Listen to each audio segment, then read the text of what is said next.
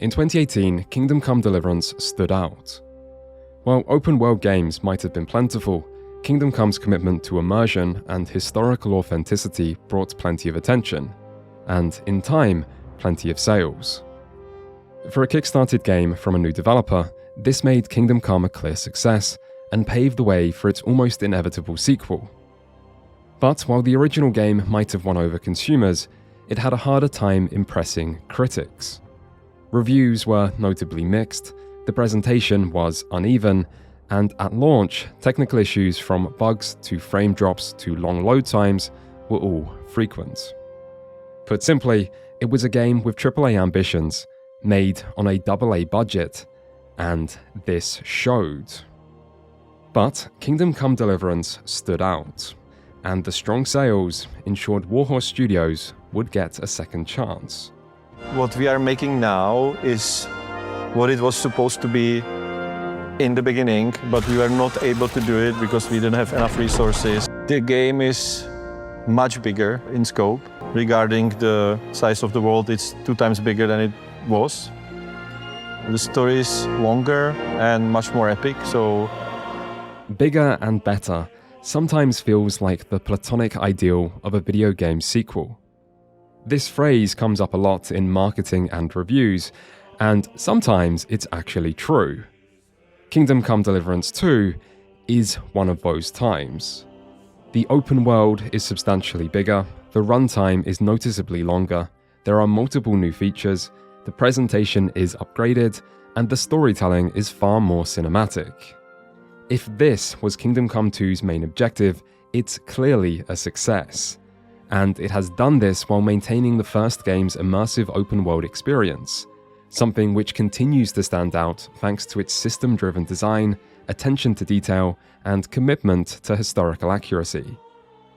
And so, Kingdom Come Deliverance 2 is a great game and a great sequel, even if it does sometimes raise the question of how big is too big. Because a lot of what problems this game does have seem tied to its length. Progression systems that start so strong stop long before the game's conclusion.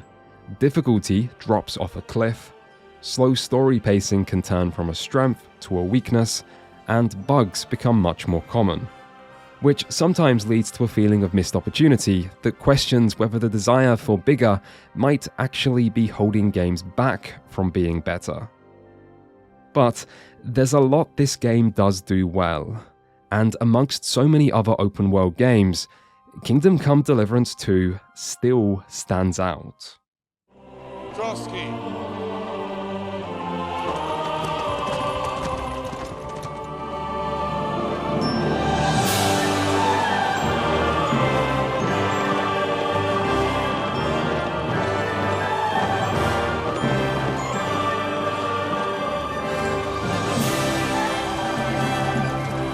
My word, that is fucking impressive.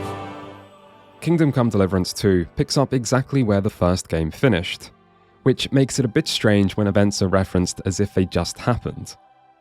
For these characters, it might be a matter of hours between the first game's ending and the second's beginning, but for the player, it's likely been 7 years. Despite this, the sequel makes little effort to recap its past story or catch new players up, and details of its broader setting are generally shown rather than told through lengthy exposition. All the information we do get is that in early 15th century, the king of Bohemia, Wenceslas, is captured by his half-brother, King Sigismund of Hungary, throwing the land into chaos and war as loyalists of Wenceslas stand against Sigismund. You, i.e. Hungry Henry, are one of those loyalists, accompanying your friend and nobleman Hans Capon on a mission to deliver an important diplomatic letter to the undecided Lord Otto von Burgo. This leads to a rather different tone to the start of the first game, which involved watching all of your friends and family being slaughtered by raiders before you embarked on a rags-to-riches journey that took you from a dirty peasant who needs to steal food to survive to a plate armor-clad soldier hanging with the local nobility and stealing food just because you feel like it. Henry's rise in status feels thoroughly deserved after the events of the first game, But it turns out history is just getting ready to repeat itself, as after several cutscenes and integrated tutorials, bandits attack your retinue as they make camp just a day out from your destination, causing everything to go wrong. And it was around about here, as the bathing and thus hidden but unarmed Henry and Hans watched on helplessly, that I was reminded of something. Hey! What the fuck are you doing? Hey! Hands off her, you brute! Henry is an idiot. But also that this game has its own priorities. Kingdom Come Deliverance 1 and 2 are about immersion, authenticity, and cinematic storytelling. These games use the features of an open-world RPG to achieve these goals, but these are always the goals, and this is regularly reflected in their design. And so, to tell its cinematic story, Kingdom Come makes certain concessions. One of which being that Henry has a defined personality, and his actions during important story scenes aren't always decided by the player. As is the case here, because if this was me, I would not throw my life away by drawing attention to myself like this, and if I could control this character I am meant to be role-playing as, I would not choose to do this. This is far from the only time Henry's actions in a cutscene went against my wishes, and I think this does count against Kingdom Come as an RPG, even if it's necessary to tell the story the game wants to tell. Of course, it's in particular moments like this where your lack of control stands out, but this is done for a purpose. In this case, to allow Henry and Hans to go from riches back to rags. From here, the two flee across the water and are hunted into the night before ultimately being forced to take refuge with a local herb woman who nurses them back to health amidst more well-integrated tutorialization. This is only the beginning of the unfortunate adventures of Hans and Henry, however, as after getting back on their feet and finally making it to their destination, their problems continue.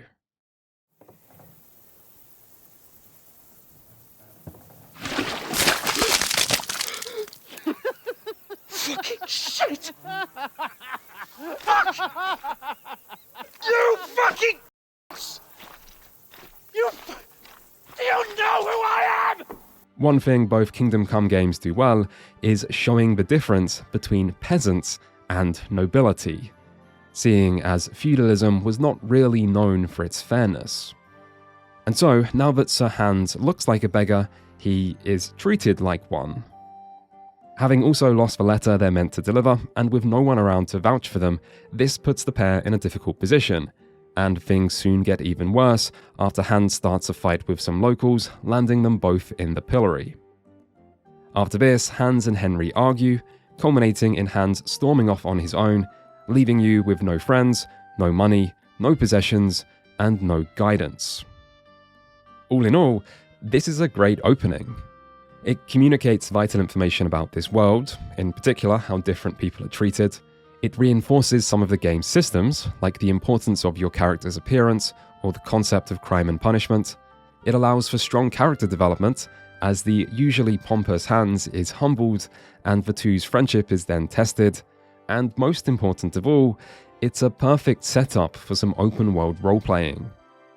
Losing everything at the start of a sequel might be a cliché, but it's one that works perfectly for this genre. From here, the player is free to do whatever they like, and unlike in most games like this freedom complements the narrative rather than working against it. Your real objective is to gain attendance to an upcoming wedding so you can convince the local lords that you are who you say you are, and thus carry out your original mission. But the way to do this isn't made obvious, and so what the story really asks you to do is go out into the world and live an adventure on your own. Find food and a place to sleep, work for coin, or try your luck on the road, all while becoming immersed in the game's open world. Thanks to this, exploration isn't just a side distraction, it's kind of the point. Every side quest is justified by virtue of you having nothing, and so having much to gain from helping other people. And it's not like the story is just on hold for all this, because this is the main story. It's just rather than being forced to follow a script, the player is instead given the opportunity to write whatever they want through their own actions and choices.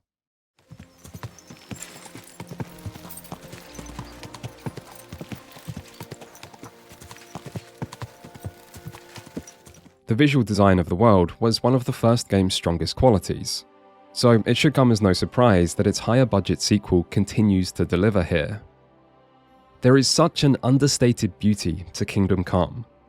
So many games feel idealized in their visuals and look better than reality. By contrast, Kingdom Come takes a more naturalistic approach, representing its world as it might truly have looked, and knowing that the feeling of authenticity this creates can be even more appealing. And it is so successful in this. The level of detail, the ambient sounds, the realistic lighting, the density of its forests, the tranquility of its countryside, the imposingness of Trotsky Castle so often looming in the distance, so much of this game looks downright gorgeous. And unlike its predecessor, this doesn't come at a high performance cost.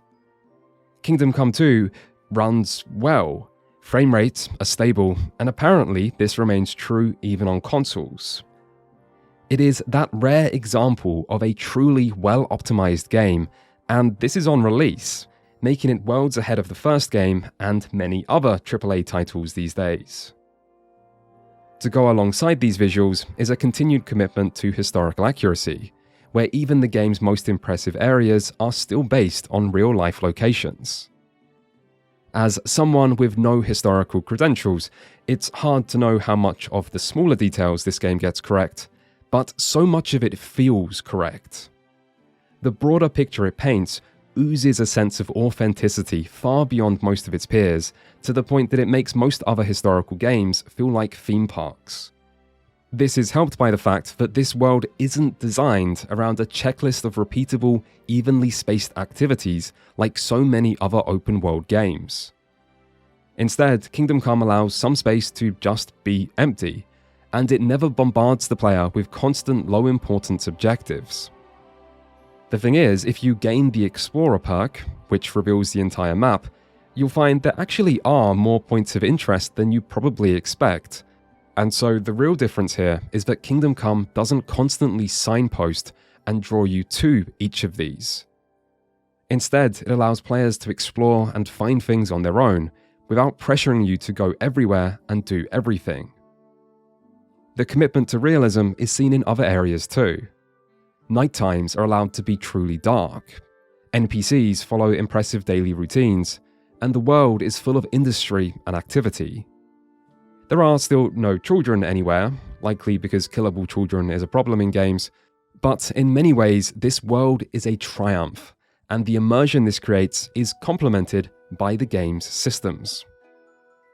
Once upon a time, trailblazing open-world series like Grand Theft Auto and The Elder Scrolls seemed to champion the idea of open worlds as a simulation, with features like NPC routines, physics systems, wanted systems, and player reactivity, which were all made to seem like important parts of the genre. But while open-world graphics kept advancing, advancements to systems like this became rarer, with new generations of open-world games often ignoring these sim-like elements entirely to just create visually appealing worlds packed full of scripted content. The reason for this is likely because these systems are hard to implement, but the benefit they bring is allowing for emergent experiences unique to each player that can feel more meaningful and more reactive while helping to make the world itself feel alive. Kingdom Come Deliverance is a return to the idea of open worlds as a simulation. One of the best examples of this is player appearance. Clothes and armor impact different stats. Conspicuousness, noise, and visibility all affect stealth, with conspicuousness measuring how much you stand out, noise determining how easy you are to hear, and visibility how easy you are to see. Charisma, on the other hand, represents how good you look and will determine how people treat you. This means high charisma is good, but this also suggests wealth and status, so it can lead some individuals to being more suspicious. This also applies to dialogue, which is regularly impacted by appearance, incentivizing players to change outfits to meet the different needs of different situations. To help with this, the game lets you create 3 outfit presets, allowing, for example, a specific set of equipment for combat, as well as one for high charisma and one for stealth. This is a great inclusion, but the game does have a very annoying tendency of changing your outfit mid-quest, particularly when your equipment is taken away as part of the story, which overrides your preset, forcing you to regularly redo them. A system to allow you to save outfits could prevent this, and would likely be appreciated by most players. What's more, you can't change outfit mid-combat, which is understandable, as pausing a fight to change what you're wearing is hardly realistic. But the story has a tendency to throw you into combat situations unexpectedly, meaning you'll probably default to full armor even if it doesn't fit the situation in quests, just in case you end up needing it, as otherwise you risk having to fight in normal clothes. At the very least, it would be nice if the game allowed players to toggle off Henry's helmet in story scenes. Being forced to wear armor is one thing, but no other character always wears their helmet, probably because no one needs a helmet to just talk to friends, and this makes Henry look rather out of place. Still, the outfit system is a good start, it just needs a few small improvements. Appearance isn't just affected by what you wear though, as the player can get both bloody and dirty. These impact your stats and how others treat you, while incentivizing players to take time to wash themselves down, do laundry, or stop off at a bath. Small elements of reality like this go a long way into creating an immersive experience, but these also create more consequences. For example, one early side quest tasked Henry with digging a new latrine, and unsurprisingly, this makes you dirty, meaning you need to do laundry afterwards or people will judge you. But, as real life has taught me, there's no reason to create extra laundry, so before I did this quest I made Henry strip down, allowing me to keep my clothes clean. Through interactions like this, these systems don't just exist to enhance immersion, but can also reward players for reacting in realistic ways. The reputation system is another example of this, as it impacts how people treat you, creates further consequence to the player's own actions, and incentivizes players to act in a realistic way when around NPCs, which helps immersion. That said, the reputation system does seem too generous. I found that by the time I first checked what my actual reputation level was, it was already maxed with most places, which seems strange. This game could also do with a few more rewards to high reputation, like being given access to communal food pots and sleeping spots, but reputation still serves a valuable role. The most impressive system, however, is easily crime. You can get in trouble for much more than just attacking people. Stealing, trespassing, picking locks or pockets is all understandably frowned on, and of course, then there is the most serious offense of all. Hey! You can't walk around at night without a light. Do you want me to arrest you? Light a torch! Minor offences usually just lead to a warning or cause people to follow you around and ask you to leave. Doing something a bit more serious will bring the guards, leading to a fine or punishment, if you can't save yourself through speech checks, and those punishments range in severity from being sent back to the pillory to permanent branding and even execution. These can lead to further reactions from NPCs, but it was the unexpected consequences that impressed me the most. Just like in real life, stealing is a fast way to make money, and if you know what you're doing, it's not exactly difficult. However, I was less prepared for guards requesting to randomly search me to see if I was holding stolen goods because I looked suspicious. Or this one time when a guard wanted to question me because multiple thefts had been reported in the area, and even though I hadn't been seen doing them, witnesses had apparently seen me hanging around. Or this one time when I got into trouble for wearing a shield in the same location that I stole it from. These consequences don't always go far enough, but it's great that there are consequences beyond just getting caught in the act to make getting away with crime that bit more challenging and realistic. Getting caught in the act is more likely than in some games, however, as once more Kingdom Come 2 features a limited save system. Instead of being able to save anytime, like in most games, here you can only save by resting in a bed or drinking a specific potion. The game does feature autosaves after the completion of most quest objectives, and there is a save and quit function that can be easily abused, but there is still an attempt to limit players' ability to save scum and force you to live with the consequences of your actions while introducing a feeling of real risk and danger to the gameplay. The save system was one of the most controversial features of the first game. Put simply, most modern gamers are used to having the ability to save anytime they like, and often feel strongly that this shouldn't be taken away. People generally don't like repeating content if they die, and the small chance of crashes or bugs leading to lost progress that isn't the player's fault does add a lot of weight to this argument. On the other hand, this game has went to great lengths to create an immersive crime and punishment system, and it's hard to justify making a game that reacts to players' mistakes if every player's reaction to a mistake is just instantly reloading. RPGs are meant to involve consequences, and while today people usually think of consequence as coming from scripted story choices, traditionally they tended to come from failing a dice roll and were not meant to be always avoidable. But the save system is in a bit of a strange place right now because it doesn't really go far enough to actually enforce this. Saving is limited, but only slightly. Save potions are easy to acquire, autosaves are frequent, and saving and quitting still exists as an option, so the current system feels a bit like it's fence-sitting, adding in only minor inconvenience in an attempt to appease both sides, while potentially pleasing no one. Still, I'm glad Warhorse Studios didn't just fold to player complaints completely, even if I do think it would probably be best to just tie limited saving to its own difficulty option. Other parts of the game have been subtly expanded. Blacksmithing is now its own fairly simple activity, alchemy has been made even more involved, lockpicking is similar but feels much better, and the dice minigame returns with new, collectible, differently weighted dice. These give the player a significant advantage, and that's on top of the player's substantial advantage of always going first, but all these minigame-like activities still do a good job at feeling immersive.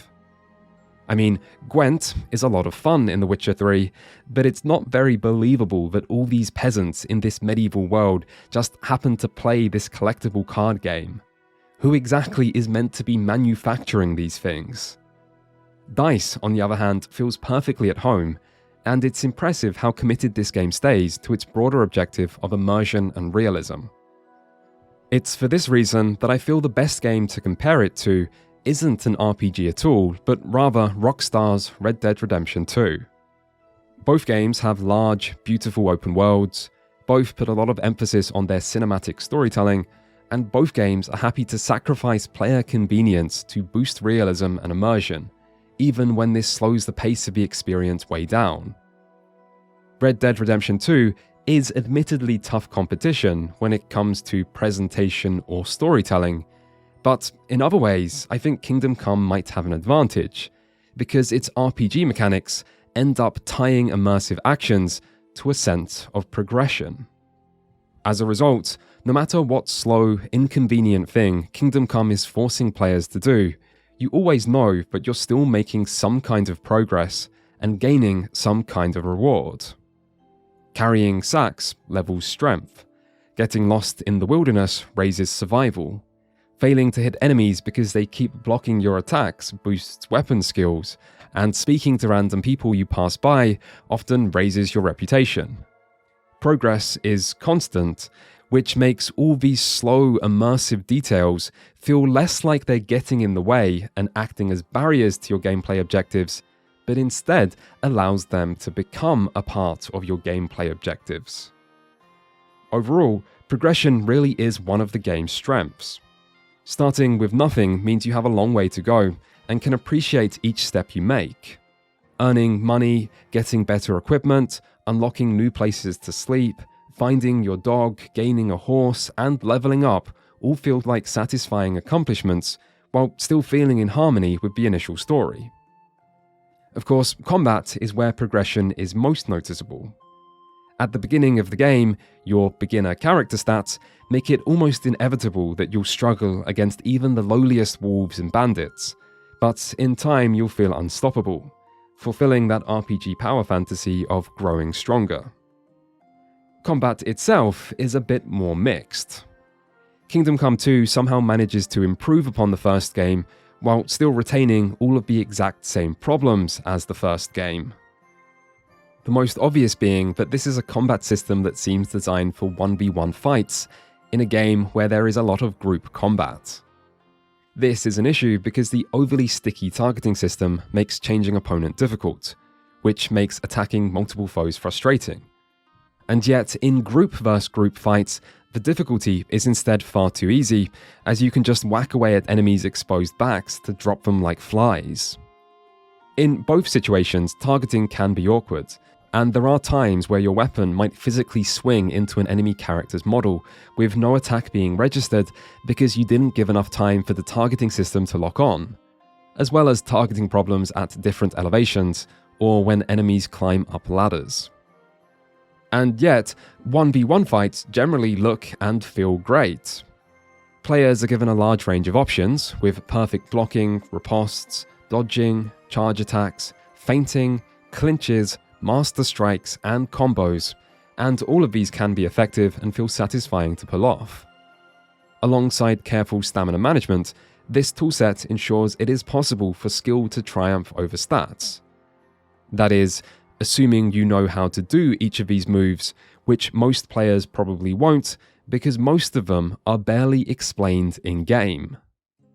The one exception is perfect blocking into ripostes, which is the one and only thing the game teaches the player in the opening, making it seem like this is either the main way or the best way to win fights. In reality, perfect blocks into ripostes are easy to execute, but they only seem to work well against weaker opponents.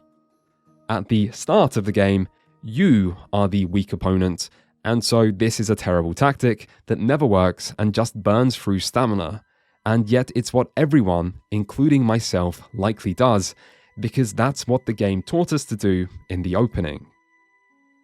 I imagine this is the number one reason why players might bounce off combat in this game. Stats do matter, but the early game is meant to be challenging. The problem players likely have is that low stats, combined with the wrong tactics, will increase that intended challenge greatly, and there's nothing to tell you to just perfect block without the riposte and try using feints and master strikes instead to damage tricky opponents. Once you know this, the main complaint with combat will likely be that it's too easy rather than too hard, because that was certainly my opinion. If I had to blame just one thing for this, I'd blame perfect blocks. The timing for these is so easy that they allow you to block almost anything outside of times when you're severely outnumbered. Instead, I think it would work better if there was a directional component to blocking, particularly now that combat features only 4 directions rather than 6. For example, perfect blocking from the same direction as an enemy attack could cost no stamina and maybe open up an actually effective riposte, while perfect blocking from any other direction should instead stop enemy damage at a high stamina cost, forcing clumsy blocking to eventually cause you to be exposed. This way, you'd raise the skill requirement without drastically changing the balance or feel of combat, while encouraging players to engage with the directional aspect more. Kingdom Come 2 also adds a few new weapons, including pistols and polearms. Pistols are horrifying to aim with, and polearms don't seem to have much better range than a longsword despite their slower animations, which makes me unsure what the point of them is, but maybe I just haven't given either a fair chance, as it's hard to justify using them when they feel so bad and the game constantly throws better alternatives at you. That said, despite all these complaints, I do generally like the combat in Kingdom Come Deliverance 2. The standard of action RPGs is admittedly rather low, but I appreciate that this game is trying to do something different, and I hope the combat system continues to be refined in the future. It also helps that unlike in many video games, Kingdom Come doesn't always need combat. For a lot of RPGs, this isn't the case. Usually, quests mean fighting, and fantasy worlds are full of a never-ending supply of enemies begging to be put down. But Kingdom Come's world design and systems are strong enough that they can create genuinely satisfying quest design that doesn't feature a single combat encounter. This again aids realism. A game where all quests revolve around going to dungeons and clearing out enemies feels artificial. In fact, there's something very game-like about the entire concept of dungeons. They are spaces engineered for gameplay requirements, not believability, and so it's to Kingdom Come's benefit that it doesn't need them to feel engaging and can instead create a memorable quest by just giving players mundane tasks that allow them to live a bit and immerse themselves in this world. And so, Kingdom Come 2 Deliverance World is a triumph. It is immersive, authentic, and beautiful to lose yourself within, and the narrative provides the perfect justification to just go out and do whatever you feel like as you explore this map and come to grips with the game's systems, all while making steady progress towards your real goal of getting your shit together. The next section will contain spoilers up until the game's midpoint, so if you've not reached the second map and don't want anything spoiled, this is probably where you should stop. Otherwise, there is a wedding to finally get to.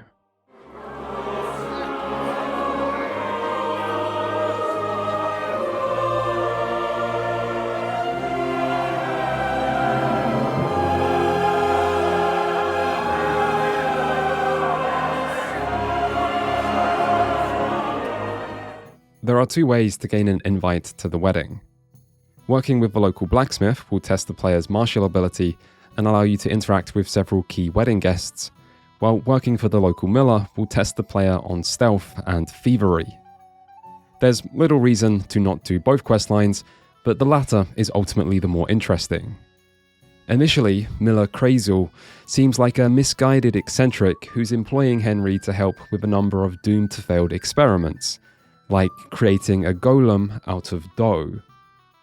There's something enjoyable about how the player gets to be the smug skeptic here who always knows these experiments will fail because we know science doesn't work that way, and this is a theme that comes up quite a lot amongst Kingdom Come's superstitious medieval populace who believe all sorts of things that the player knows is incorrect. It's pretty smart then for this questline to actually subvert this by revealing that these odd esoteric experiments were all just a cover-up to trick Henry into not realizing that he's helping to create gunpowder. Something rather obvious in retrospect that probably tricked the player as well. Still, it's not until the wedding that the main story really picks back up, and by picks back up, I mean slows right down. Kingdom Come Deliverance 2 is not a fast-paced game. For some, this might be a problem, and yet many of the game's best moments come when it forgoes combat and action entirely and instead just embraces the banality of medieval life.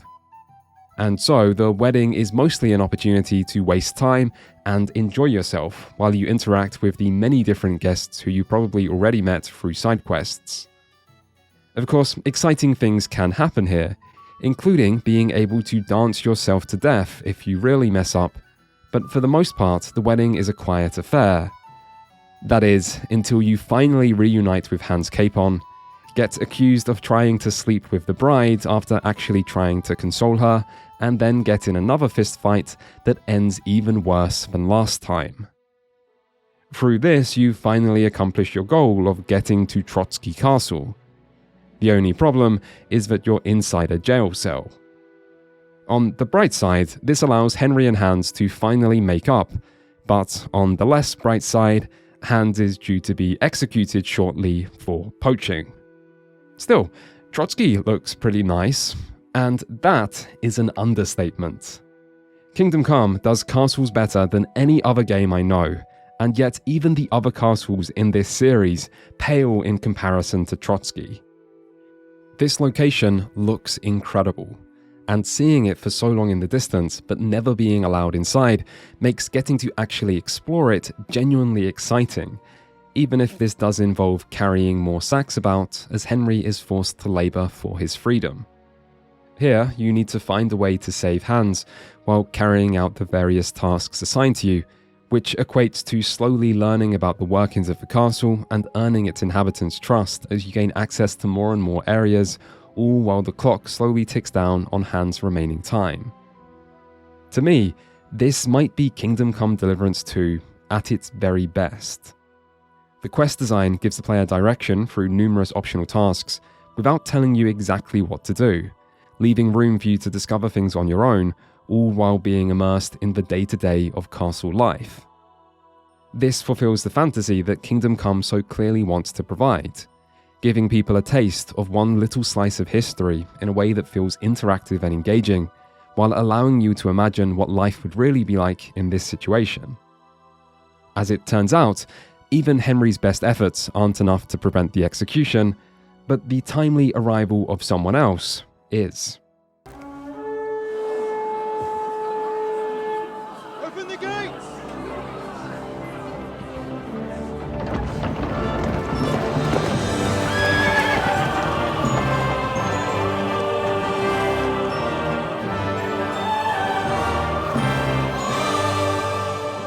My lord.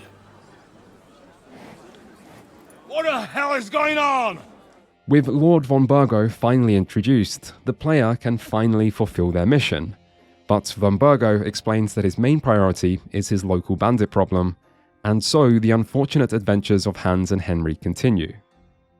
Together, the two head off to the smaller fortress of Nabokov, which leads to another impressive sequence as Henry wastes time hanging out with the fort's guards, while Hans discusses business with its ruler. Generally, you can tell how good a quest is in this game by the number of optional objectives it has. The more there are, the more freedom the player usually has, and the more their choices tend to impact its outcomes. Here, you really can just waste time. You can even hit the wait button to fast forward all this, and the quest will complete as if everything's fine. But if instead you do explore Nabokov, you'll find more and more clues that something isn't right here. From unprofessional soldiers to a surprisingly large number of horses, to closed-off areas of the fort, and if you really explore, you can even find an unhappy nobleman locked away in the prison. And this is the same nobleman who Hans is apparently in a meeting with upstairs. As it turns out, the bandits you came here to ask for help fighting against have actually taken the fort over in secret, and you can potentially walk away from this quest none the wiser. Of course, in the long run this doesn't change much, as a later quest objective to torture one of the bandits will reveal everything anyway, but the different outcomes of the quest itself, and how the game gives the player freedom to uncover everything, while also allowing players to just fail, make this sequence so much more engaging. During this, the player's dialogue choices when talking to von Burgo can reveal that the wedding groom, older Samine, seems to be in league with the bandits, which leads to Henry being sent with a force of von Burgos to bring Samine to justice. As the player has likely made friends with several people in the Samine estate during the wedding, this is a little awkward, and nothing you do here can prevent a fight between the two sides. The only choice the player can make is who to stand with. On the one hand, von Burgo's captain is so unreasonable here that this bloodbath feels a bit forced. On the other hand, this creates a difficult moral choice for the player, testing what you value more between loyalty and justice, or friendship, and the somber tone of the aftermath is really compelling.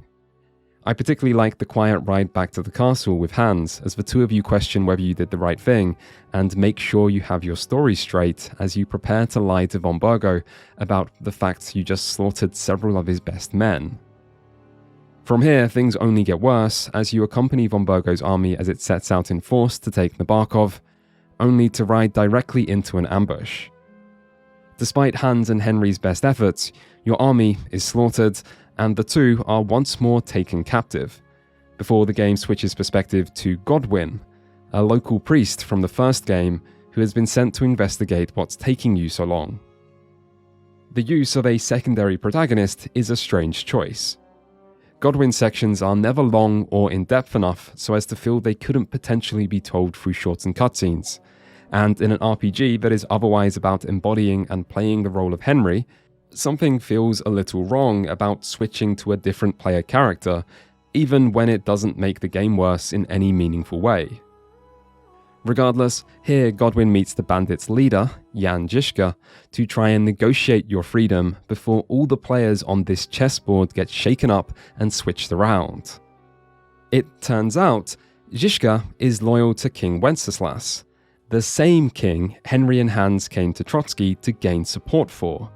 And so your main enemy here, the same enemy who ambushed and slaughtered your men at the beginning of the game, turns out to basically be your ally. Meanwhile, one of Žižka's captains is revealed to be Istvan Toth, the same Toth who was the main antagonist of the first game and has Henry's parents' blood on his hands. Toth is loyal to King Sigismund, and so he has actually been waiting for an opportunity to betray Žižka all along, which he does now by switching sides to aid von Burgo. Von Burgo has also been stringing you along, as it's revealed his support for Sigismund was not as undecided as he made it seem. And so, as von Burgo brings his remaining forces to siege Nabarkov and finally defeat Žižka, Hans, Henry, and Godwin find themselves fighting on the opposite side, while being severely outnumbered. There are several larger battles in Kingdom Come 2, most of which involve a castle of some kind, and all of which have the same problems. Basically, these sections are a bit of a mess. The presentation is often weak, with the game struggling to create a believable sense of scale. Combat can have targeting problems and generally lacks any difficulty. You can make lots of money by looting enemy gear, which is time-consuming, unimmersive, and economy-breaking, but is also one of the best ways to make money and get upgrades, and so is heavily incentivized, and bugs in general seem much more common. These sections are jank, but it's impossible to not give the game credit for at least trying. Castle assaults and sieges are exciting and rare, and when most games try to depict something like this, they usually do an even worse job. So it's easy to forgive many of the problems here, even if there is a bit of a Mount and Blade problem, in that Mount and Blade also depicts battles like this, but actually does it well. Still, Kingdom Come wouldn't be the same if it didn't have these sections, and the effort, at least, is commendable. Von Burgo's new experimental cannon ensures the defense of Nabarkov is unsuccessful, and so the gang, now including Godwin and Žižka, are captured once more and taken back to Trotsky. Next, it's Henry's turn to be tortured, and here the game really misses an opportunity. This was a great chance to create a moment of choice and consequence by not just allowing the player to decide what to say during this, but by including real consequences to that decision. Revealing information should negatively affect something later in the story, like leading to a minor character's death, and not revealing information should lead to consequences from being tortured. A stat-based RPG like this has the perfect way to use a permanent stat debuff to simulate the effect of torture, and make the player's decision actually matter. Something like a -1 debuff to vitality each time you resist would have little actual impact on gameplay balance, but would be a great symbolic representation of this torture being real and having an impact. Instead, being tortured is something Henry just sleeps off, and whether you speak or not doesn't matter, as the story just forces Godwin to reveal information if the player doesn't, so it can always continue the same. This scene is then followed by Catherine turning up to kill the guard and save the day, and again this feels a little cheap and very predictable. I haven't mentioned Catherine yet, but she turns up multiple times here and there, and it quickly becomes obvious that she's a spy working against von Burgo.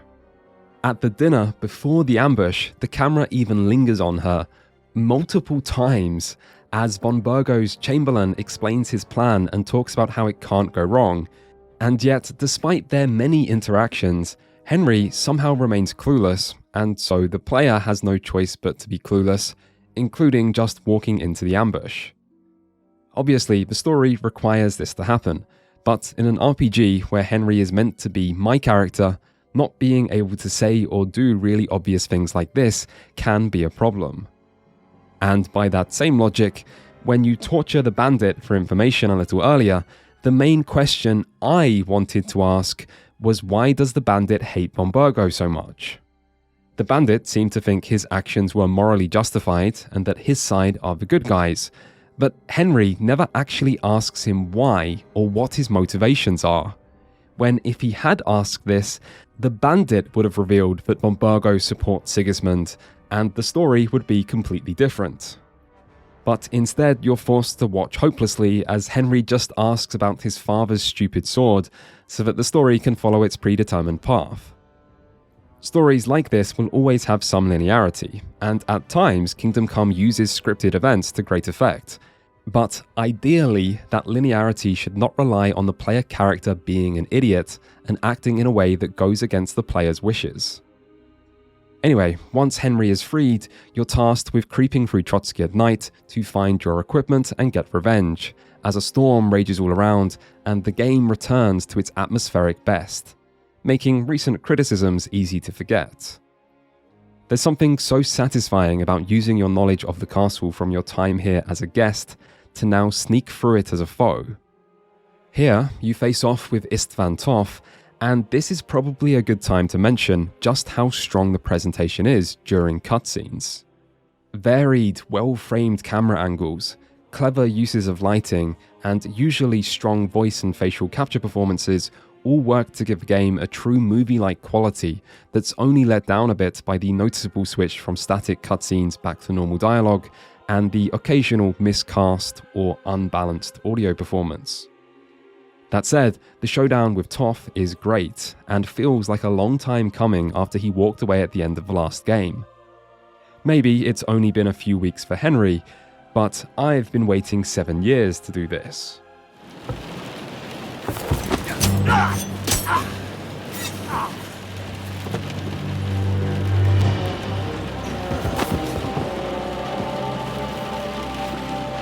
In the end, see, I was right.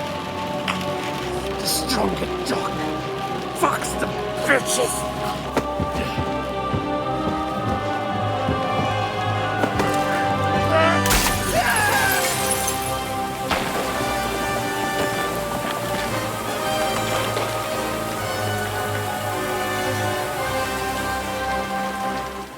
After this, it's time to say goodbye to Trotsky, and after a rather unnecessarily drawn-out stealth sequence, goodbye to the game's first map. Lord Capon was taken earlier by von Burgo to be used as a hostage, but Henry, Godwin, Catherine, and Zizka all flee into the night towards bigger, but not always better things to come.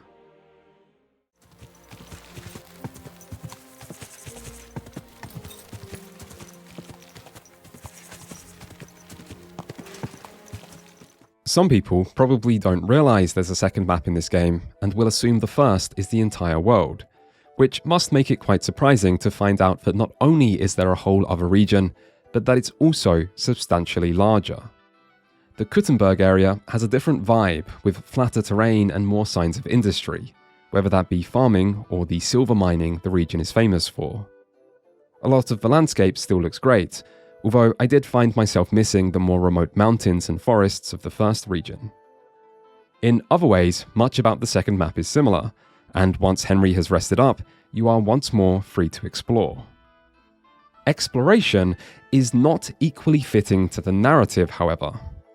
At the start of the game, Henry has nothing, and so needs to work as a way to earn money and build connections. And through this, the story justified the side content. Now though, Henry already has everything he needs, while Sigismund is consolidating his hold over Kuttenberg and Lord Capon is being held hostage. As you move further into the story, events become even more urgent as more and more allies' lives come to be on the line, and so spending days wandering the wilderness and helping strangers doesn't make as much sense as it used to. In fact, for a lot of side quests, it's hard to understand why Henry gets involved at all. Usually his motivation is just helping someone in need, but I'm less convinced all of these people should be helped. In the quest In Vino Veritas, you help the merchant Caspar sabotage his rival, the innkeeper Havel. The problem with this is Caspar seems like a bit of a dick, whereas Havel seems like a nice guy. I mean, he gives you lots of free wine and is very friendly even though you're a stranger, so why is Henry getting involved here, let alone risking his own neck to commit crimes for Caspar's benefit? You do get a reward for this by way of a small sum of groschen, but that brings me to another problem here. Once you start fighting enemies in plate armor, you can loot some of that armor and get a lot of money very quickly, making the economy completely unbalanced. Selling this armor is a bit time-consuming due to the small amount of money each merchant holds, but making money is still easy, and once you have it, there isn't much to spend it on. The one thing that is worth buying is a set of the best plate armor, which you can find quite easily in Kuttenberg as soon as you make it to this map, but then you're basically finished with gear progression. At this point, you're still only halfway through the game though, so it feels rather early for gear upgrades to just stop, and this happens with weapons as well, as the best sword I ever found was the one you take from Toff at the end of the last map. Not having anything to spend money on feels like a missed opportunity itself, and maybe this will be fixed by DLC, as was the case in the first game, but it's even more annoying to run out of things to spend money on without realizing this, as well as not realizing you already have the best armor, as if you're like me, you'll probably still spend a lot of time looting enemies just in case there's better gear or something worth buying later. This is only the beginning of the second half's progression problems though. Perks start off quite interesting, as each couple of skill levels will give you a choice of a few different options, some of which are more appealing than others. Once you have most of the good perks, however, you're left picking over the remaining weaker ones, and there are a lot of weaker ones. I found I often had unspent perk points just because it became so difficult to find any perk that offered something of value. I really didn't need multiple perks to make it easier selling stolen goods, when I never had trouble selling stolen goods.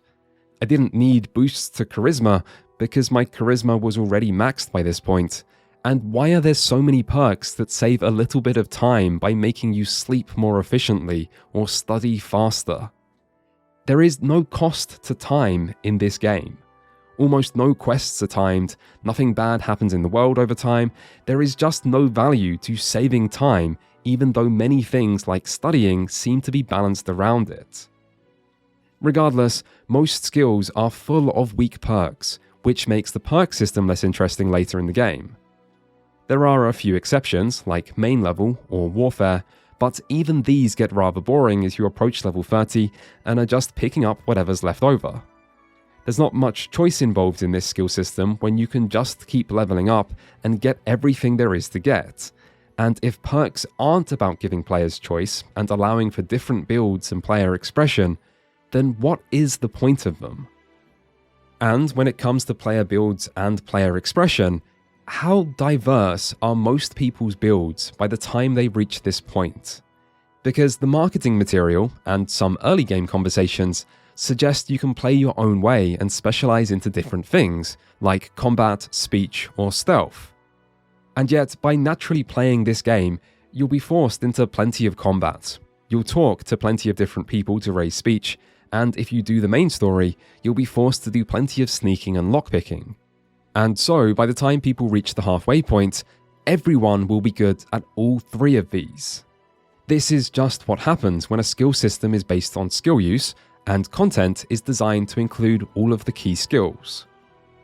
One of the simplest ways to address this could be to change perks away from being skill specific. This way, raising skills would still give perk points, but players would be free to spend those perk points however they like, providing they meet specific skill rank requirements. This way, even though normal play might raise many different skills, it would still be down to each player where they want to invest those perks and how they choose to specialize their build. And if perks were also rebalanced and improved, this could provide more diversity and replayability.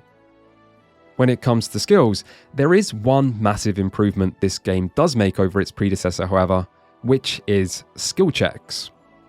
In the first game, you still had 3 different persuasion options, but non-speech skill checks were very rare. Now though, there are far more skill checks, and they check a far greater variety of skills, making many secondary skills feel much more valuable. This is something I asked to be added in my 2019 video on the first game, and it's a great addition. So you'd think maybe I'd stop complaining. But you'd be wrong. I don't know if I'm just spoiled from Baldur's Gate 3, but even if the number of skill checks in Kingdom Come Deliverance 2 is great, the difficulty is still far too low. Once you get the liberal arts perk, which shows you the difficulty of each option, I found I probably passed around 95% of all checks, which soon makes succeeding feel unsatisfying.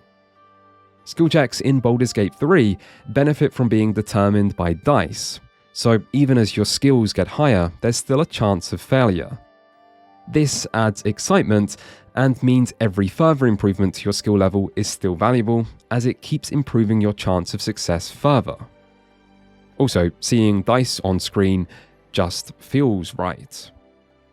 In Kingdom Come, however, I quickly became accustomed to just passing everything, and this had the knock-on effect of making me immune to crime and punishment, because every time I was caught committing a crime, I just asked the guards, "Do you know who I am?"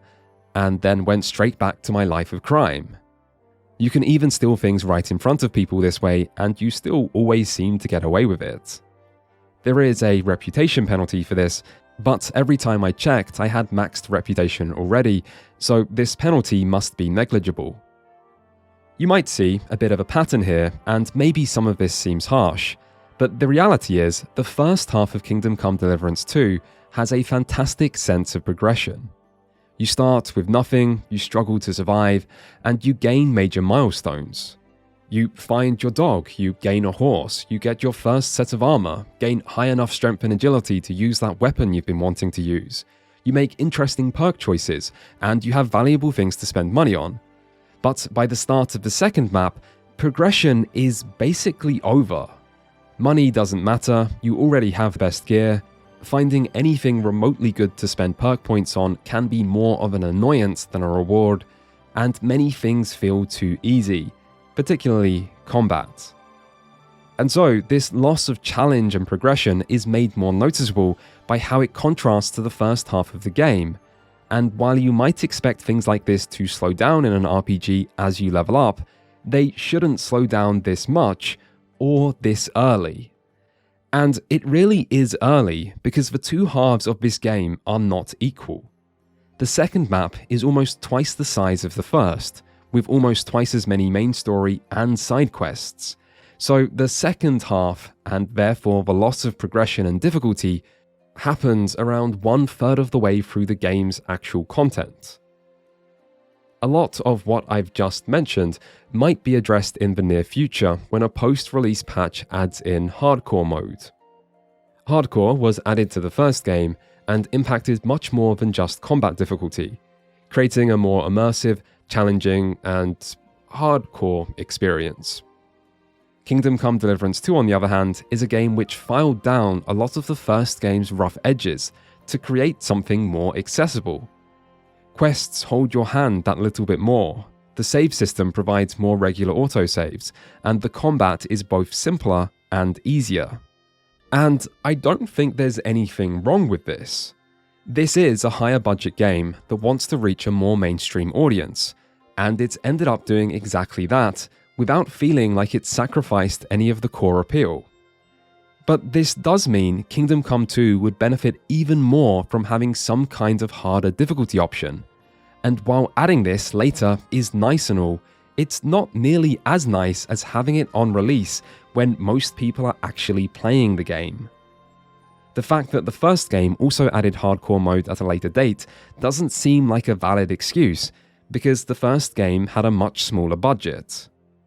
Warhorse are now a AAA-sized studio, and are owned by Embracer Group, and if there was enough budget to make such a massive game, there should have been enough to add difficulty options at launch. Without any real challenge or difficulty, most enjoyment from the second open world falls squarely on the narrative quality of side quests. It's lucky then that many of these quests tell strong stories. There are some exceptions. The Thunderstone, for example, is just a drawn-out fetch quest to find a magic stone that feels deliberately designed to waste player time. But most quests can stand on their story alone. Some quests even have interesting follow-ups, like Menhard and the Swordfighting Guild, Betty and the Bathhouse, or the Thieves at the Hole in the Wall, allowing the writers to really flesh out these side characters and take their time showing off different aspects of medieval life. Other quests show off impressive creativity, like the Mouth of Hell, where Henry is tasked with investigating an abandoned mine that local villagers say contain a gate to hell, leading to a surprise horror sequence after you get ambushed and disarmed, that still ultimately manages to have a satisfying and plausible explanation. The other thing that stands out about the Kuttenberg map is, of course, Kuttenberg itself. Video games are often guilty of depicting cities that are far too small to actually be cities. Kuttenberg is not this, and its sheer scale, particularly when seen from a distance, is a sight to behold. This size does come at a cost, however, and unlike the first game, I don't mean performance. In fact, it's in the name of maintaining smooth frame rates that sacrifices were likely made here. Kuttenberg has a lot of closed doors and inaccessible buildings. Its NPCs no longer have individual schedules and instead repeat simple tasks or zone out when followed, and there's a real sense of copy-pasting in some of its streets and shop or inn interiors. These sacrifices were likely necessary, but through this, Kingdom Come 2 breaks its own rules. This game establishes that buildings can be entered, that NPCs have routines, and that locations each feel unique. These high expectations are created by the rest of the game, and so the difference in Kuttenberg stands out. As does the fact that you can't enter any of the churches on this map, even though churches are about as important and attention-grabbing as buildings get. The lack of doors in Kuttenberg also makes navigation tedious, as you're frequently denied access to more direct paths through its streets, which again draws attention to how much of this city simply doesn't exist. I'm sure opinions on Kuttenberg vary. The reality is, it is very big, and big cities are hard to depict, and therefore impressive by default to some degree. But whether Kuttenberg's size ultimately helps or hinders the player's actual experience seems less obvious. Kingdom Come has possibly the greatest castles in any game ever made, as well as some of gaming's most immersive and believable villages. But I would never think of Kuttenberg as one of gaming's greatest cities. Kuttenberg is big, but that's about all it is, which is why I question if size should always be the priority. There is a tendency when talking about games to always see bigger as better. Games have long been viewed as value propositions that provide entertainment on a dollar per hour basis, and this idea has deep roots, dating all the way back to quarter-hungry arcade cabinets. We don't do this with other mediums. One book is not better than another because it has more pages, and the best movies aren't just the longest. It's only for video games that bigger is always seen as better, and developers seem determined to strive for larger and larger worlds and longer runtimes. But a shorter experience can allow for the average quality to be higher while allowing for more polish, and there are plenty of bugs in this game, particularly in the second half, that could do with a little more polish. It might also allow for progression systems that currently end too early to last for more of the runtime, while also making that tutorial message telling you don't need to press W when galloping on horseback less annoying, as you wouldn't be seeing it for the 89th time 100 hours into the game. But really, Kingdom Come Deliverance is a game that seems to want players to slow down and smell the roses, or to manually travel rather than fast travel, or to take a chance exploring on your own and see what you find. Yet the sheer size of the second map can make playing this way exhausting. In the end, this makes it pretty tempting to just beeline the main story after a certain point, and so in many ways, the second half of the game is forced to live or die entirely on the strength of that story.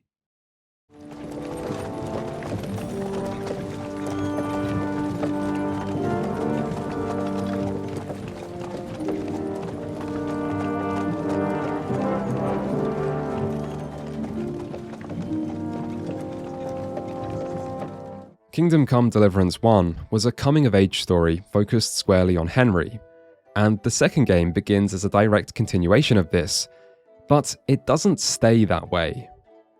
Instead, the second half shifts the focus onto its ensemble cast, with Henry assembling a new ragtag band of brothers, and much of the remaining runtime focusing on their various mishaps. This comes alongside a more light-hearted tone, as is shown by the very first mission when you rescue the Dry Devil. With Hans still captive and Godwin departing to Rattay to inform your allies of what's happened, Henry is left working with Catherine and Zizka. But as nearly all of their men were killed at Nabokov, your first objective is to find some new men. To do this, you seek out another minor noble similar to Zizka, i.e. someone loyal to Wenceslas, who's not only willing to get his hands dirty, but is famous for it. Except it turns out the Dry Devil has already been captured and is due to be hung. And so you head off with some hand cannons to ambush his heavily armed transport.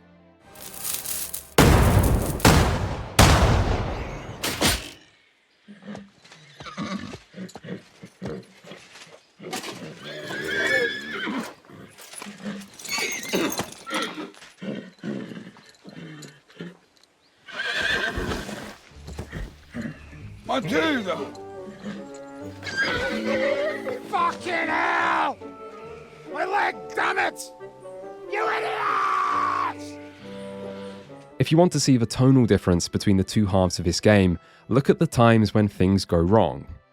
In the first half, disaster is usually tragic, whereas in the second, it tends to be comedic. And while one of these isn't inherently better than the other, there is a noticeable difference. After your truly pathetic attempt at an ambush, you will have to fight your way through what might be the hardest combat encounter in the entire game. But I do have to give the game credit here for at least making hand cannon accuracy just as abysmal in cutscenes as it is during gameplay. Once you've recruited the Dry Devil, you'll next have to recruit his remaining men, which is equally memorable. Whereas in Kuttenberg, Catherine helps you track down a political ally who went into hiding. From here, the main story continues to introduce more and more characters, both as Zizka's band expands and as the political situation in Bohemia is explored in more detail. This sets the stage for many events still to come, but this does end up splitting the story's focus a bit, and these quests often offer little in terms of meaningful choice or involving gameplay. The action picks up when it's finally time to rescue Hans, who is being held in a smaller fort under the command of von Burgo. Here, Henry sneaks in through a secret underground passage before making his way through the fort under the cover of darkness. These stealth sections that involve finding your own way through non-linear environments were some of my favourite parts of the main story. Overall, the main story features a lot of watching, walking and talking, which makes these more hands-off and player-driven sequences some of its most exciting and challenging moments. It's worth keeping in mind, however, that I like stealth games and will almost always opt for stealth in any immersive sim that gives that as an option. Immersive sims seem to be the inspiration behind these missions, but there is an important difference between them and Kingdom Come 2, which is that stealth doesn't always feel like it's meant to be optional here. Generally, these missions provide no way to talk your way through them, and combat is just the punishment for failure, with the large number of guards you'll end up fighting seeming deliberately designed to force players into stealth. And on the off chance that doesn't work and the player does successfully fight their way through, it often just highlights how poorly combat is balanced, as taking on 10 or 20 armed men at the same time is more than a little unrealistic. Ideally, these quests would be designed with even more non-linearity, particularly in regards to combat and diplomatic options, so that stealth didn't feel like the only intended path, but this would be hard to implement in a game with so many quests. As said in the previous section, it's hard to maintain the highest level of quality in a game with so much quantity, and in many ways, Kingdom Come 2's priority often does seem to be quantity. That said, there are times when a surprising number of options are accounted for, as this same quest shows when you finally reunite with Lord Capon and have to escape. Here, you're instructed to arm Hans and his fellow captive, the French knight Brabant, but Hans has developed a severe case of claustrophobia after almost dying when stuck under the rubble of Nabokov, and so refuses to escape through the underground tunnel. This means you have a choice to either fight your way out alongside your two allies, or opt for stealth again as Henry scouts out a path and opens the front gate. But there is a third, non-signposted option, which is knocking Hans unconscious and then carrying him out through the tunnel, something the game even acknowledges through unique dialogue, which is really impressive, and this is far from the only time dialogue unexpectedly accounts for the game's many variables. After you've escaped, you finally reunite with Godwin, who's accompanied by the allied lords of the first game, and the story picks up speed. Henry infiltrates a Kuttenberg City Council meeting, which is about as interesting as you might expect a City Council meeting to be, but it does benefit from the added interactivity from Henry impersonating a servant and needing to attend to guests by pouring wine. On the one hand, this isn't exactly riveting gameplay, but on the other, it serves its role of immersing you in the game's world while offering lots of opportunities to influence exactly how this scene plays out by messing up or making certain choices. This is largely what people mean when they talk about role-playing in games, so given the choice between dialogue and cutscenes versus interactive sequences like this, I'd choose the latter every time. The meeting doesn't truly get interesting, however, until the guest of honor arrives.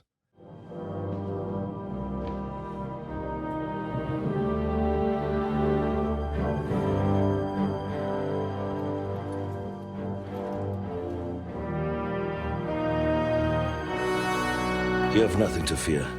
Not you.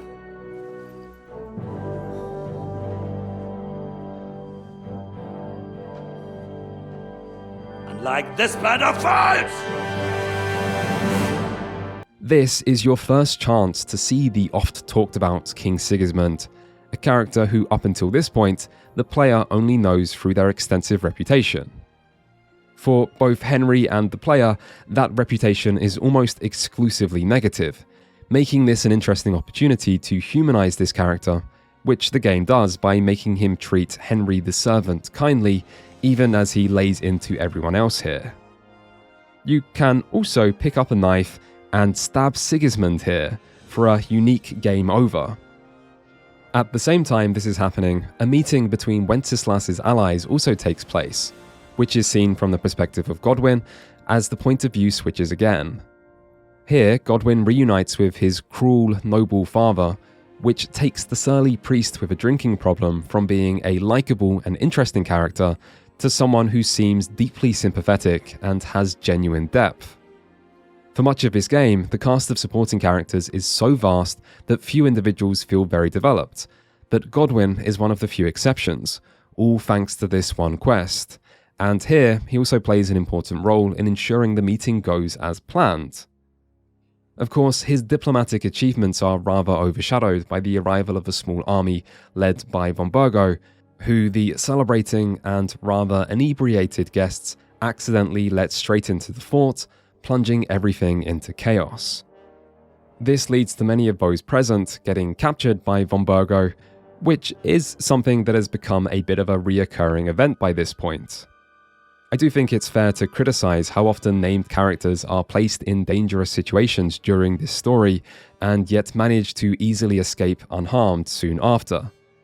I wasn't keeping count, but if I was, I would have found that this has happened 6 times by this point, and will go on to happen again before the story's over.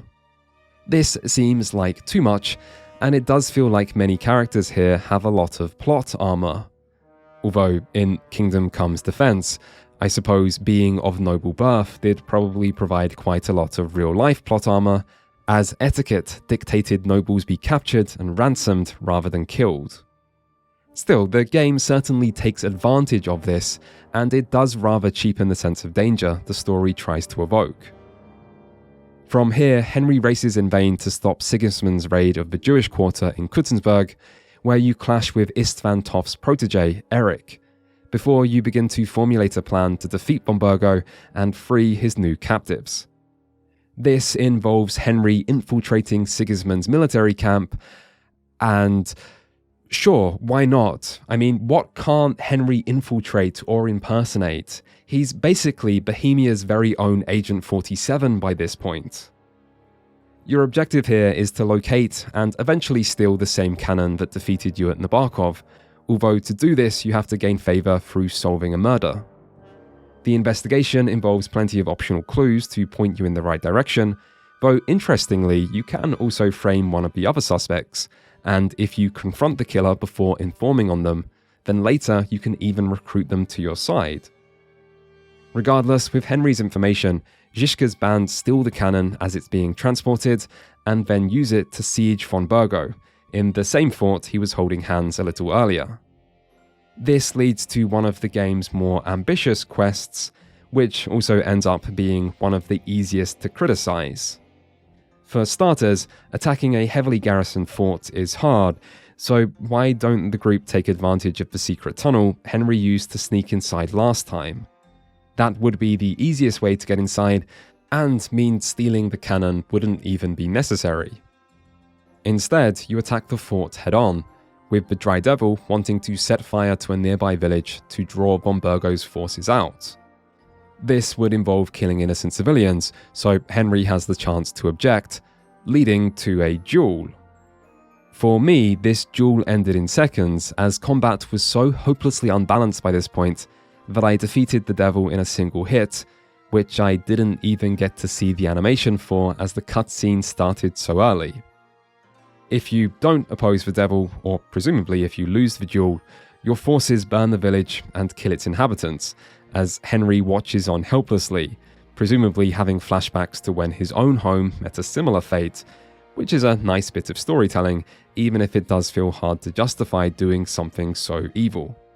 Still, it's good to be given the choice. This decision impacts how many men are in the fort when you attack, and while the gameplay remains relatively easy either way, this is meant to impact how many allies die in the assault. It does not impact this, however, as everyone involved in this attack is a named character, but people still act as if you've lost men and it's all Henry's fault if you don't burn the village, which is strange. The attack itself also feels rather small-scale and awkward, mostly because there's no one with you except the other named characters, which hardly constitutes an entire army.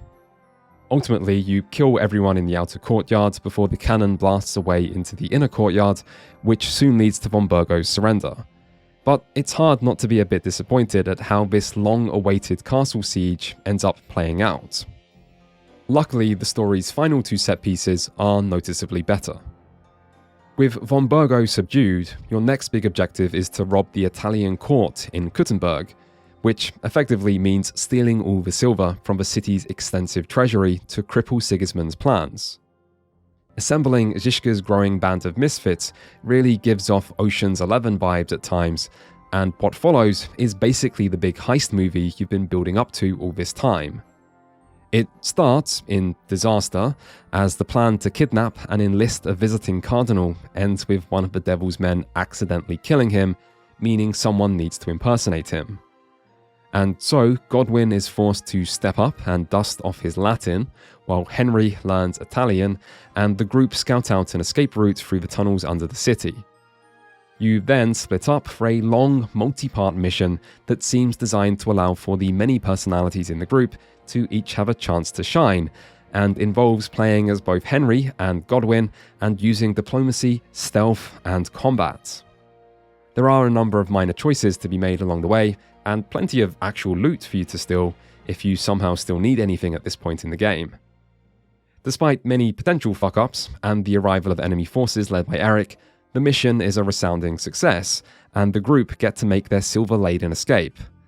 And just as you're starting to think about how unrealistic it is for the group to go through so many crazy situations without anything ever properly going wrong, the Frenchman, Brabant, betrays you, killing one of the group and stealing the silver for himself. The group are then forced to retreat to Sukdal Fortress, which is where you first arrived on this map and where you will remain for the rest of the game.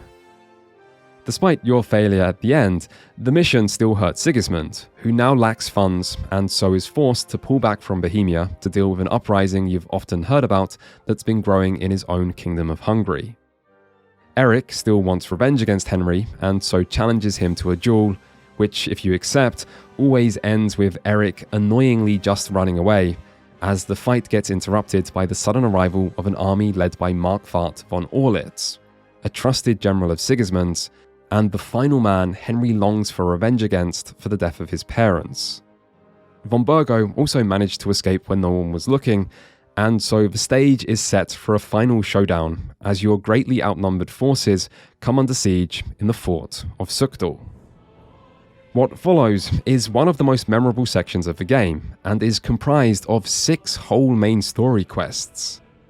For reference, the entire first half of the game is just 11 story quests long. Kingdom Come often excels in immersing players in different parts of medieval life, and here it applies this to being in a castle under siege. Henry takes command of his own unit of troops. You'll go on patrol, repel attacks, launch counterattacks, make decisions that can get people killed, and even start to succumb to starvation. And all the while, you'll interact with the castle's many other inhabitants, who are often people you've come to know well over the course of this long journey.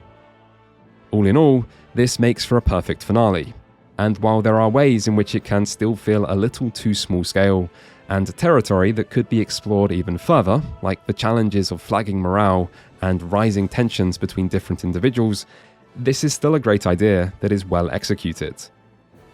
In fact, in all my many years of playing games, I'm not sure if I've ever played through another castle siege quite like this.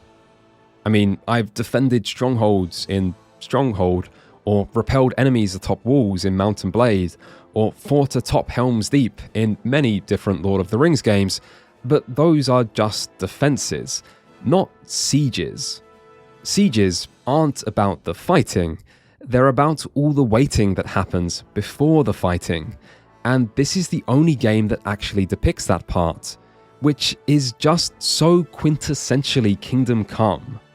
I.e., it's slow, immersive, authentic, narratively engaging, and maybe a little too ambitious for its own good, but thoroughly enjoyable all the same. Eventually, rather than succumb to starvation, a decision is made for Henry to try to slip out at night to deliver a message to your allies and bring reinforcements. This starts off seeming surprisingly easy, as no enemy seems to be keeping watch over Sukdal's actual walls, and from this point, you could theoretically make an easy jog to the nearest town and steal a horse there, but instead the game forces you to creep all the way through the heavily guarded enemy camp in what is easily the hardest stealth section in the game. It was when I failed stealth here, and Henry was forced to take on this entire massive enemy army all on his own, that I realized just how bad combat balance had become. Because while sneaking through here is hard, fighting your way through isn't. Enemies only seem to attack in groups of 10 to 20, and Henry can potentially 1v10 at this point. Plate armor protects you from damage, perfect blocking gives you a way to regain stamina, and doing damage itself isn't hard with a high skill level. So just stand somewhere where you can't be fully surrounded, and maybe turn on a podcast, because killing an entire enemy army still takes a while. The game doesn't acknowledge you've killed the army yourself, so clearly this isn't intended, and I feel it's worth reminding people that there are no difficulty options to change this. I'm sure balance will be better in the future, and hardcore mode will be appreciated, but at release, I think it's fair to say the lack of difficulty is an obvious problem by this point. Here, you also get the chance to take revenge against the traitorous Brabant, which was bugged for me, but still satisfying. Die! Adder's in hell waiting to bite you back.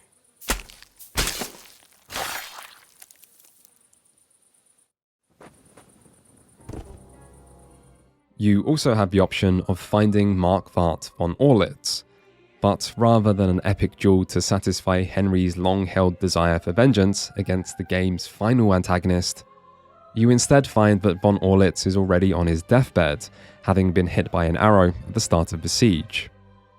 What follows is the best written conversation in the game. Unlike Toff, Eric, or von Burgo, von Orlitz is often seen but rarely heard from, and has never spoken to Henry directly before this. And yet, rather than the monster you might expect, all you actually find is a man. And I see you're your father's son. You've done him proud.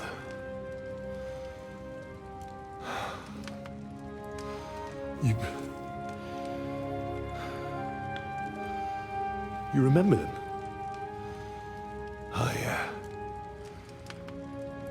I remember everyone I killed. There's an irony to this confrontation. Toff taunts Henry by saying they're both the same, two orphans dealt a bad hand by life who have to fight to survive and only manage this through strength. Toff's point isn't that he is a good person, but rather that Henry is equally bad, and after his death, Henry is still haunted by this conversation in occasional dreams. And yet, if the player chooses, this isn't true. Henry protects innocence and regularly does the right thing. If the player chooses, Henry is nothing like Toff. But it's not as easy to say that about von Orlitz. War is a nasty business. I only did what I had to do. Just like Zizka. Like the Dry Devil, Sigismund, Wenceslas, and you. Von Orlitz goes on to give a compelling argument that Wenceslas is no better than Sigismund, and possibly far worse. In a whoremonger, a layabout and a drunk who had his wife torn apart by dogs. And that his loyalty to Sigismund is as genuine as anyone's, that he loves his wife and daughters, and that he did what he believed to be right up until the end, just like you, and just like everyone else. Because war isn't always about good guys and bad guys. Sometimes it's just people, doing what they have to, and this is the first time the game has truly confronted this. Because often in Kingdom Come Deliverance, there is a bad side. The Cumans murder your parents and burn your village. Istvan Toth is a killer who cares nothing for innocence. Eric becomes blinded by rage and kills just as easily. Brabant is a traitor and French. The Jewish quarter is burned. Innocents are killed. Often, there is a bad side. Meanwhile, on your side, even the bad people, like the Dry Devil, are portrayed as likable, and most people are genuinely good. They are loyal to their rightful king and loyal to each other. So you are the good guys. Right up until this point, where Henry finally faces how little he truly knows about this war and those who stand at the top of it, and how shallow his idea of good and bad might be. Von Orlitz's words carry weight here, not because he's trying to trick Henry like Toth was, but because he so clearly isn't. His wound has already sealed his fate, and he seems to forgive Henry for whatever it is Henry's about to do. I mean, why wouldn't he? He'd probably do the same. What are you waiting for? Huh? Or you want me to call for help?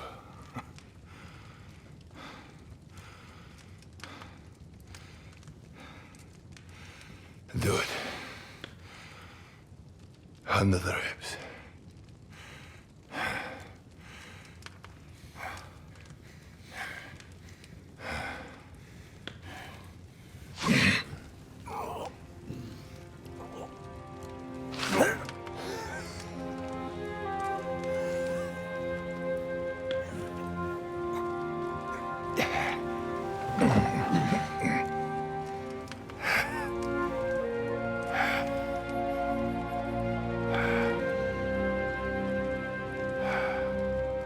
The main criticism I made of the story in my video on the first game was that it was a revenge story that didn't have much to say about revenge, where Henry remains relatively unchanged.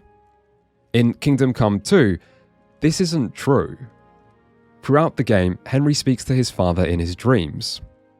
At the game's conclusion, this conversation reflects on all that's happened, and Henry is clearly not the same person he once was. How exactly this conversation plays out is determined by your actions. If you're driven by revenge and kill those responsible for the death of your parents, if you save innocents when given the opportunity, and if you commit crimes, all affect what is said and whether Henry's parents are proud of him. On my playthrough, I did protect innocents, anytime I could, but I also took revenge, anytime it was there for the taking. My dream parents were ultimately proud, but were still worried about the path I was on and whether I'd become too driven by revenge, which actually made me reflect on my own choices. I had thought I'd always done the right thing, but was that actually true? I cut down Toph as soon as I had the chance, choosing not to allow him an honourable duel, because Toph would have done the same to me, and also I took my armour off to sneak better, so I wasn't really equipped for dueling. I chose to ride off and meet Eric for the duel, not out of any sense of honour, but just because I wanted to kill him, and I was rather annoyed I didn't get that option.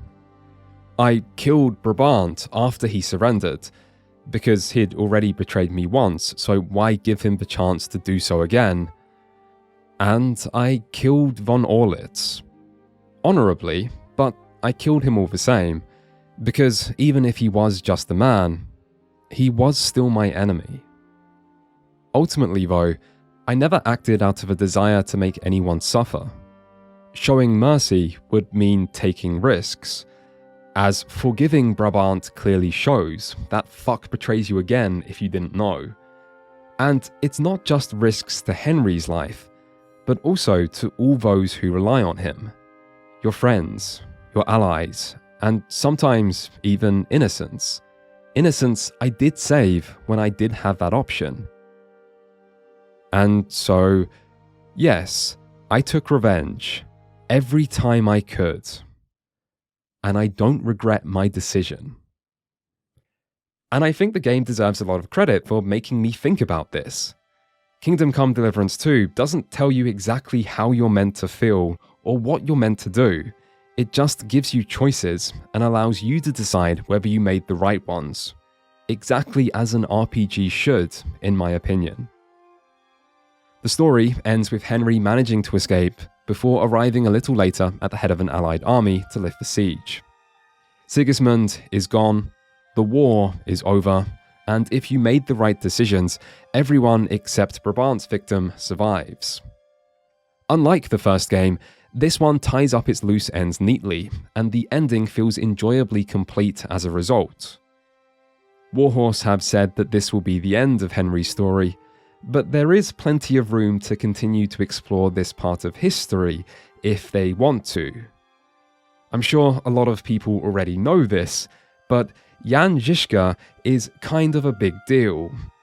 As in, massive statue in Prague kind of big deal, and this game does not tell his story.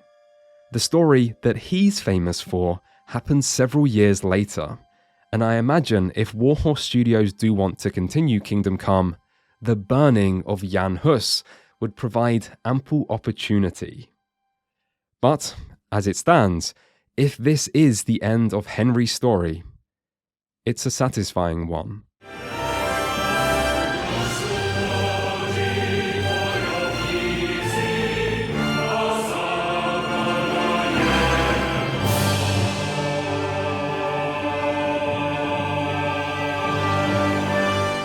Kingdom Come Deliverance 2 is a game that strives to be immersive, authentic, and cinematic, and it achieves all three of those goals.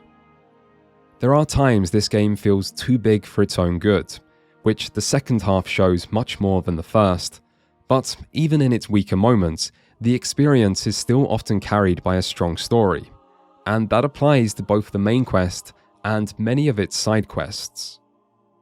As an RPG, there are clear problems, whether in progression, the skill system, or combat, but these are all areas where Kingdom Come 2 gets many things right, even if there is plenty of room for further improvement.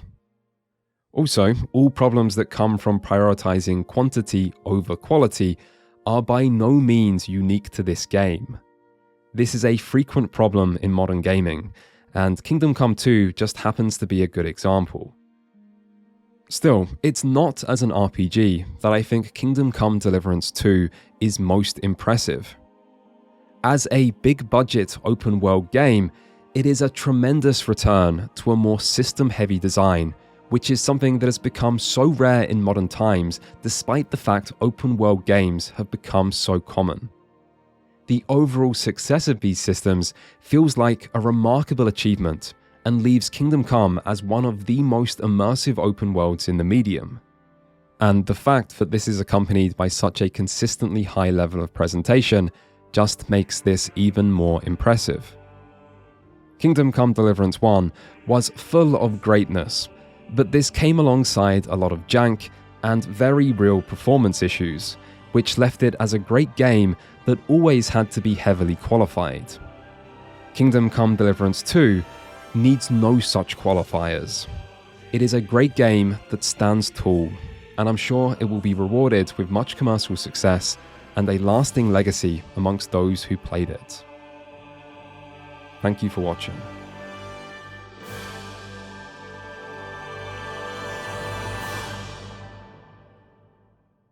If you want to support me making videos, you can do that via Patreon. You don't have to, but you can. You know, it's nice to return to a series I covered at the start of creating this YouTube channel, and I'm honestly really happy this game turned out so well. I love the no dungeons, no dragons, pure history setting, and I'd really love for more historical games given this level of love. Games seem so good at bringing history to life in a way other mediums can't, and yet it still feels like games have barely taken advantage of this. I also like the romance in this game, specifically with Rosa, which I didn't manage to fit into the script, but it does further reinforce some of the things I said in my romance video about how much RPGs benefit from having a protagonist with a personality to create actual chemistry. Anyway, that's probably enough talking from me to allow the credits to have rolled. Is that what credits do? But anyway, that means I can finally stop talking.